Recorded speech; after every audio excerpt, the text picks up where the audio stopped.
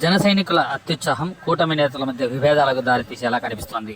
పవన్ కళ్యాణ్ పుట్టినరోజు వేడుకల సందర్భంగా ఈ పరిస్థితి తేటతెల్లమైంది. అంబేద్కర్ కోనసీమ జిల్లా రాజోలలో ఉప ముఖ్యమంత్రి పవన్ కళ్యాణ్ పుట్టినరోజు వేడుకలకు అభిమానులు పెద్ద ఎత్తున ఏర్పాటు చేశారు.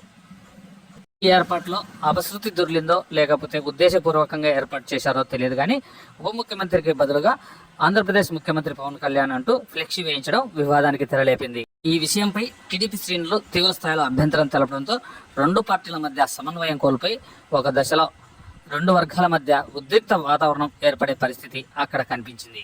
దీంతో రంగంలోకి దిగిన స్థానిక ఎమ్మెల్యే దేవాప్రసాద్ స్వయంగా ఆ ఫ్లెక్సీ పైన ముఖ్యమంత్రికి ముందు ఉప అనే పదం చేర్చడంతో తెలుగుదేశం పార్టీ శ్రేణులు శాంతించారు.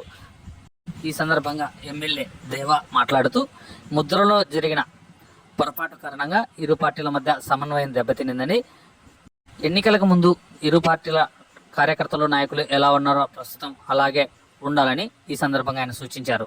ఎంతో పెద్ద మెజార్టీని తీసుకొచ్చిన ప్రతిబింబం అలాంటి సందర్భంలో ఈ రోజున చిన్న చిన్న మిస్టేక్లు జరుగుతున్నట్టు తప్పనిసరిగా తెలుసుకోవాల్సిన బాధ్యత అన్నదమ్ములుగా మన కాబట్టి ఈ మిస్టేక్ని ఇప్పుడే వెంటనే కరెక్ట్ చేస్తారు. ఇలాంటి ఎప్పుడు కూడా జరగకుండా చూసుకోవాలి.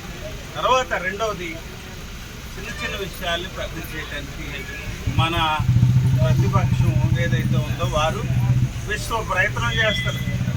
కాబట్టి కొట్టాల్సిన బాధ్యత మనందరి మీద ఉంది. దయచేసి అర్థం చేసుకోవాలి. కాబట్టి కలిసికట్టుగా ఉండండి. అందరూ కూడా మనం మిత్రులమే, అందరూ కూడా అన్నదమ్ములమే, కలిసి పని చేసుకుంటున్నాం, కలిసి వ్యవహారం చేస్తున్నాం, కలిసి ప్రభుత్వాన్ని ఆ పెద్ద అయిన చంద్రబాబు నాయుడు గారి వారి సారథ్యంలో నడుపుకుంటూ ఉన్నాం. వారికి చేదోడు వాదోడుగా మన ఉప ముఖ్యమంత్రి వర్యులు ఈ ప్రభుత్వాన్ని నడుపుతూ ఉన్నాం.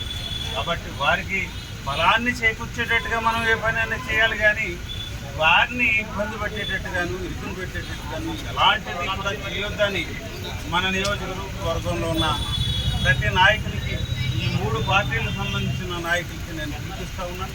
దయచేసి మీరు అందరూ గమనించాలని, మిత్రులా కలిసి ఉండాలని చెప్పి మరొకసారి మీకు అందరూ కూడా విన్నవించుకుంటూ సెలవు.